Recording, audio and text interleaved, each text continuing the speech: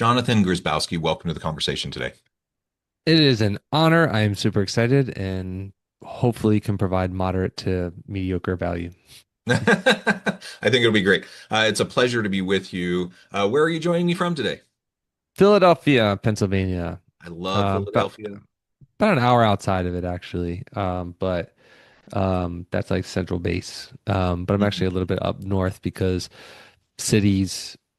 This is like not a part of the podcast conversation I'm sure you wanted to get into, but when you are of age of like I'd say 20s to maybe early-ish 30s, you are like all about the city life and you want to be vibrant in the abundancy of movement, and then you start a family and then you want to do everything possible to get as far away from the city as possible. So yeah, I don't want to go to the city for a very long time unless I'm forced to or have to.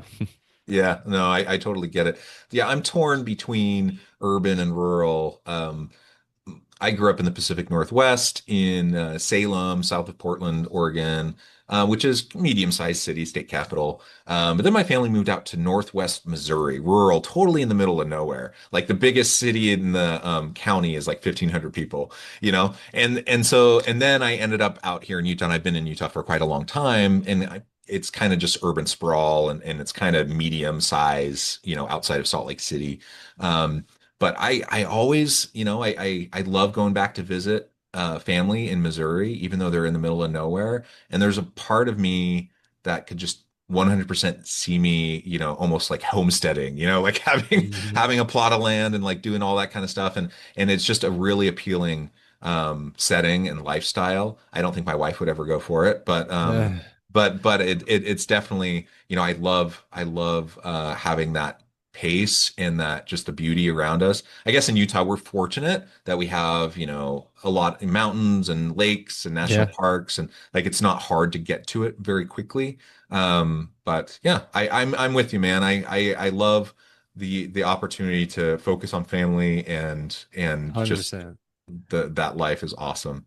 Well, Yeah, hey, like you said, that's not the topic for today, but I think it's an important like sneak peek into who you are.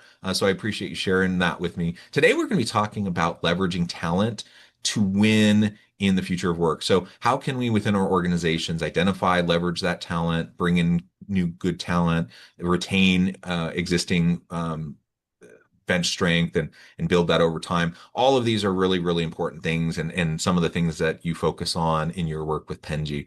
As we get started, I wanted to share Johnathan's bio with everybody. Johnathan Grzybowski is the co-founder of Penji, a creation subscription service that empowers businesses, agencies, and teams with the simplest way to access creative talent. He's also a storyteller and hosts of Dear Dads and Free Ideas, where he shares insights on entrepreneurship, leadership, and family life.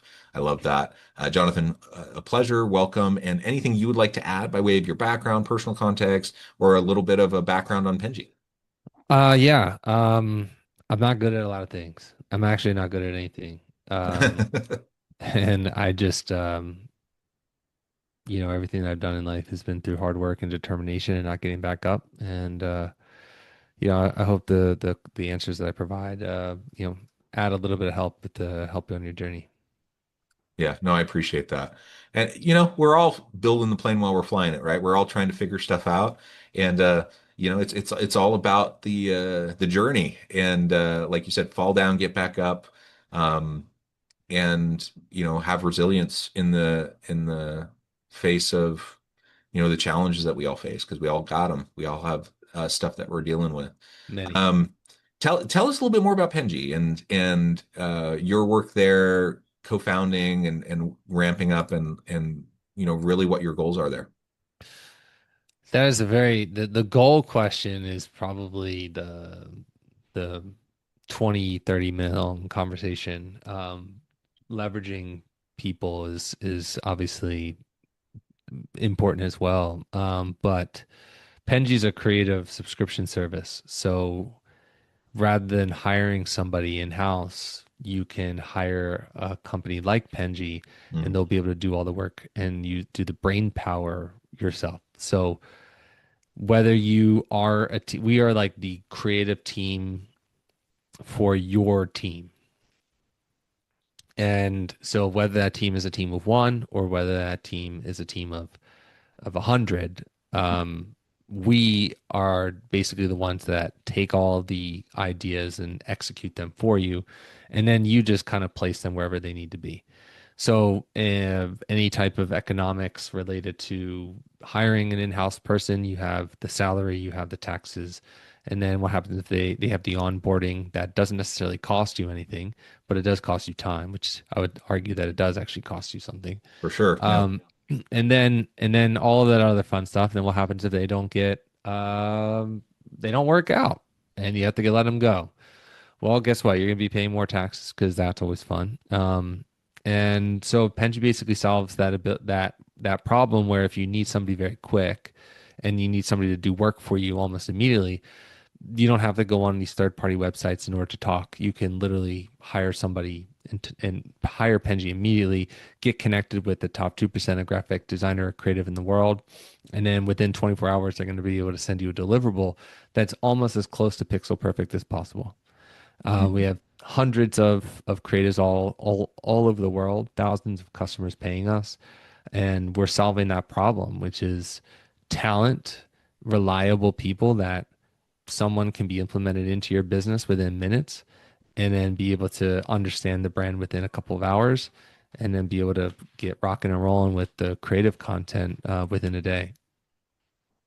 Yeah, I love that. And talk a little bit more about um what you do that's differentiated from, like Upwork or some of these different platforms, where folks will go find talent.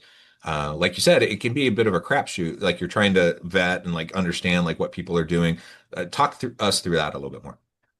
So there's nothing bad about any of those platforms. It's just Yeah, what absolutely. Just is, different. Yeah. yeah. So it's like I preface that because I don't want it to sound like those aren't the those aren't the best option, or the worst options, or the best options. Like, they are great options if you're in a bind. And I think in terms of their price points, I think are also super strong. Hmm. When you go onto these platforms, you basically communicate with multiple people in order to vet your idea, and then Yeah. they ended up telling you that the idea is great and that they can do it. And then you receive the deliverable, it may not necessarily be as great as you thought it was, and then you have to make modifications, et cetera, et cetera. That process can be drawn out to a week, right? Yeah. And again, you might be able to receive the funds, the cost associated, where it's right within your wheelhouse of what you want to spend, but there's just so much additional cost that you just may not be aware of. How Penji works. Oh, and in addition to that, the person that you're hiring, they're very good at one specific thing. But then you probably need multiple things, like, for example, a video or a logo, or maybe you need creative direction on a particular project, or maybe you want something hand drawn. All of these things in particular are going to be available to you, because when you work with a company like Penji, you get multiple designers, as many as you want, in different skill sets that you want. So you can have an illustration and a logo and a website design all within $1,000 a month. And in order to be able to hire that whole team within the United States is going to run you at least 200 plus $1,000 a year in order to achieve that. Hmm. Yeah, no, that's super helpful. And again, like you said, there's nothing wrong with all these various platforms. I mean, overall, I just love that we're in a world today where we can connect talent to organizations in a variety of ways, traditional employment, contingent workforce, and we can partner with agencies like yours, with organizations that can put you in place with, vetted individuals that can work on projects for you. Again, more, it sounds like what you're describing is, a little bit more holistic of an experience with vetted, talented people who can help you on multiple aspects or phases of a project, as opposed to like, a Fiverr, Upwork, where usually it's like one very detailed, specific thing, one very quick, specific deliverable, and whether it happens quickly or not, and whether it comes out with the quality that you're looking for or not, that's always, a little bit of a crapshoot. So Yeah, it anyways, is. I think, but I've done those, and I sometimes they've worked out really well and other times not so much, and that's okay. And I always kind of know what I'm getting into when I try it. And so to your point though, like from the organizational lens of trying to think about talent pipelines and trying to think about getting the work done that you need done and having great people to be able to do it. Sometimes hiring and having in-house people, with everything that goes along with that is the answer. But a lot of times it's not, just because it doesn't give you the agility, and flexibility that you need in the modern world of work. And there's, debates to be had around that, good and bad, whatever, the shifting psychological contract, the shifting nature of work and of talent pipelines and everything. It's big conversations to be had around that. But in the reality that we're in, we do need creative, flexible ways to tap into talent, And so this seems to be one of those great opportunities to be able to do that. Absolutely. I would also say that Penji works well with one person teams, but I would actually not recommend Penji for one person teams. Um, Strictly because a lot of founders specifically are all over the place and they don't necessarily know what they want, Yeah. and they, or maybe they do know what they want and they're just not there. I would say like the best people, the best customer for Penji is people who already have an internal team or have a good understanding of how the internal process of creativity works. Um, so yeah, I mean, exactly right. So like if you have a creative director or if you have like an internal team, that person has a good understanding and just needs help. And I Hmm. think that's where, like, in order to help as a leader of your organization, you need to be able to identify the inefficiencies of your workflows and then be able to fill that with paid positions, whether that be in-house or external or resources or AI or some kind. But there are a lot of people here, that are basically, you're paying them 60 to 100 plus $1,000 a year and they're on Canva pretty much every single day. Yeah. Like if you're bringing somebody in house in order to bring them, you're not hiring them as a grunt worker. You're hiring them for their creative brain. At least that's what I hope you're interviewing them, or that you're hiring them for. So if you're bringing them in for creativity purposes and contribution to the actual business as a whole, then you need to be able to leverage that to the best of your ability as a leader. And you should not be giving that person grunt work. If there is grunt work in your business, you should outsource it. Whatever that looks like, you should outsource it. Yeah. Well, let's dig into that a little bit, because there's all this repetitive, when we say grunt work, it's the repetitive, it's the stuff that can be automated, and or the stuff that, you know, often AI can be leveraged for, at least in some ways, or at least in initial drafts or things like that.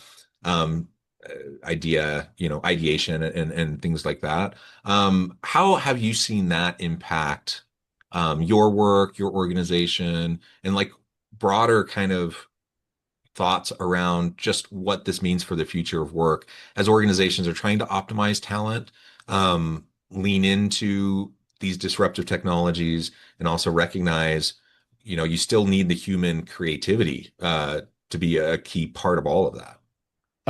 Love AI, love all of it.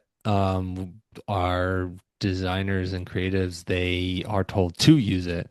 Yeah. To your point, it still needs a brain. So therefore, regardless of whatever ideas that you have, it still needs to be able to, something needs to be created with somebody else. And I think that's kind of like where Penji comes into to play, is that creativity brain. Whereas like you actually want to filter 17 times in order to find something that's good for within AI? Probably not. Especially because like when AI is creating the designs, it renders quite a bit and requires a lot of information and time. So therefore that's like additional time that you don't want to spend time on. So therefore, like, should you do it? And if that's the answer, then sure. If that's what you can afford, then go for it. But again, like, as your business grows, you need to outsource to the best of your ability. And whatever that business looks like, as a single person business, it's probably sales. So then go back to doing sales. If it's internal team and you're the marketing or the ads person, you shouldn't be designing the ads. You should be putting the final touches on the ads in order to make sure that they run properly. So, like, will it ever be disrupted? Sure, it's going to be moderately disrupted, but I think in the end, it's just another tool. It's just right now, it's like this is the fancy tool. This is the carrot that's being dangled in front of everybody, and it's shiny and new and cool, and it is cool, but I think to your point, I think it still needs a creative brain to achieve it. Yeah, well, in the AI adoption across organizations, I mean, at this point, we're still fairly early stage.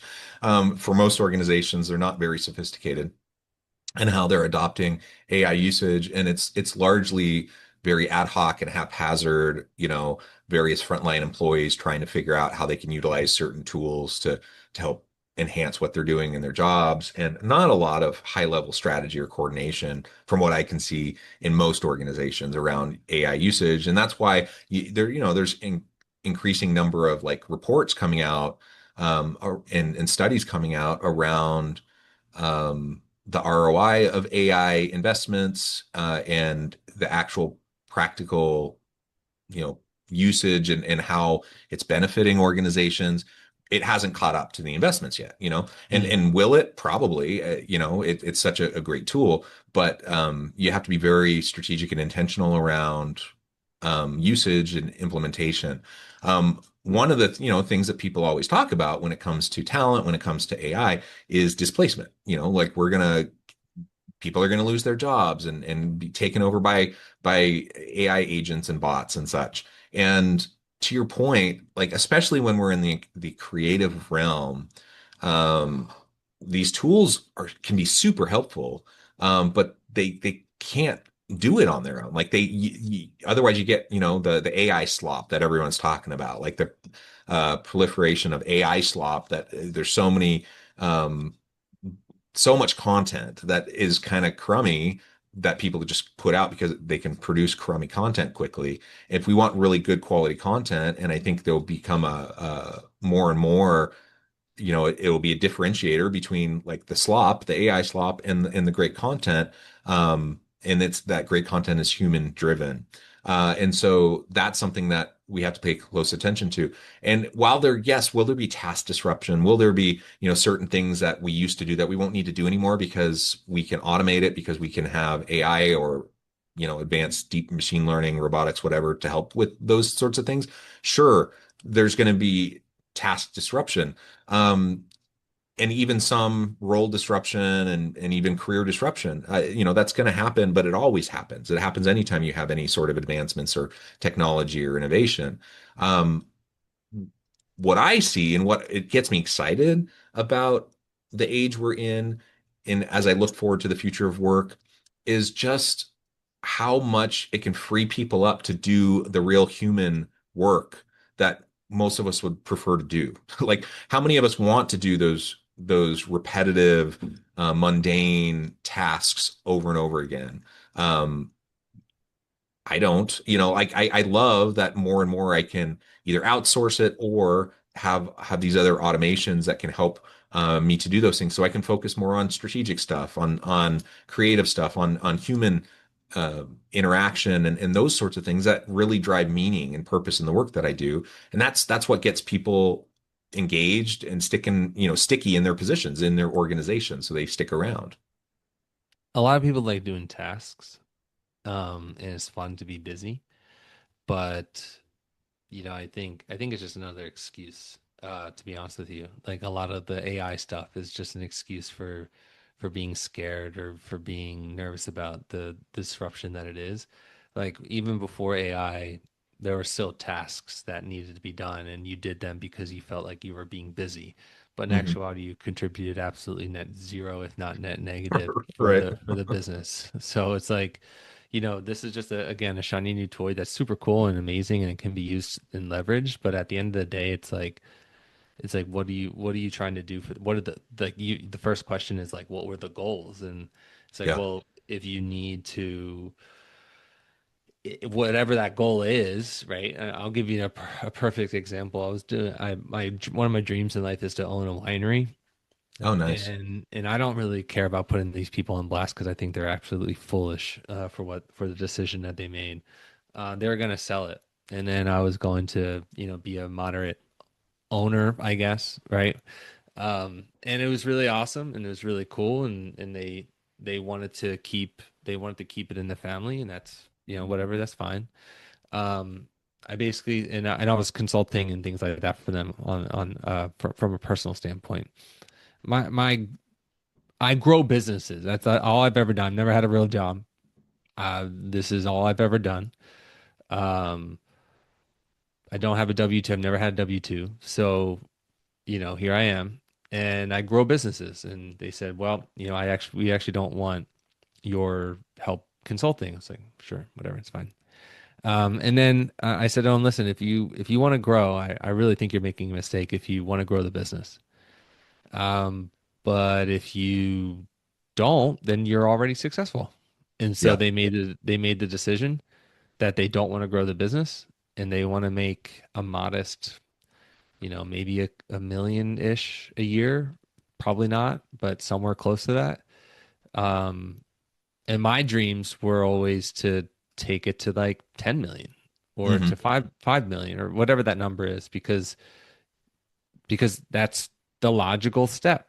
So if you want to, at least to me, is illogical. But like if you want to make a modest $100,000 a year, hey, that's cool. Like you can do that and you can do Yeah. that really well, and you can actually do a lot of tasks every single day, and you can be busy or fake busy, and you'll be awesome. You'll live a good life. I think. I don't know. But you'll live a good life. But then there's other people who want more than that, or at least believe that they want more than that. They want to make $1 million themselves a year. Okay, cool. Well, what does it take in order to achieve that? Then, well, what are you going to be doing with your time when you are able to achieve $1 million a year? Probably not what you're doing right now when it comes to AI and dicking around for like 4 hours in order to try and figure out how to use it. So like that's I think that's like if you want to leverage people, I think you have to start off with like what do you want to be when you grow up? And if you don't Mm. have that answer, that's totally cool. But I would have at least some moderate level of like achievement. And to me and to Penji and my business partner and things like that, like that's the one thing that we agree on is the job's not done, and the job's not going to be done until, and even when that job's done, it's not still not done because there's going to be another job. Like we have very outlandish crazy goals, and it takes crazy person to be able to do it, and it takes the help of people like yourself who have an audience that have no idea who Penji is to be able to potentially, at least if not build one friend, build multiple friends that are listening. But I think it starts with the goal. Whatever that goal is, it has to be crazy or moderate, and then you just focus your whole life or energy on that particular thing. And whatever it takes in order to get that, you achieve it. Yeah. Yeah. I love that. Well, Jonathan, this has just been a great conversation. I note the time. I need to let you go. I've kept you long. But as we wrap up, I want to give you a chance to share with the audience how they can connect with you, find out more about your work, where they can find more about Penji, where they can find your podcasts, because that sounds like a fun listen. And then give us the final word for today. Yeah. So you can email me anytime if you resonate at all. Jonathan at penji.co. If I didn't resonate with you, that's cool too. Sign off and do your thing. But I say end of word. The end of the final word is job's not done. So whatever that takes, whatever that means to you, just go do it or don't. But the people that are actually still listening to this are probably the one percenters that are actually going to like achieve success. Those who collect off, good luck with whatever you're doing. Yeah. Yeah. Well, thank you, Jonathan. It's been a pleasure. I encourage the audience to reach out, to get connected, find out more about what Jonathan can do for you. And as always, I hope everyone can stay healthy and safe. They can find meaning and purpose at work each and every day. And I hope you all have a great week.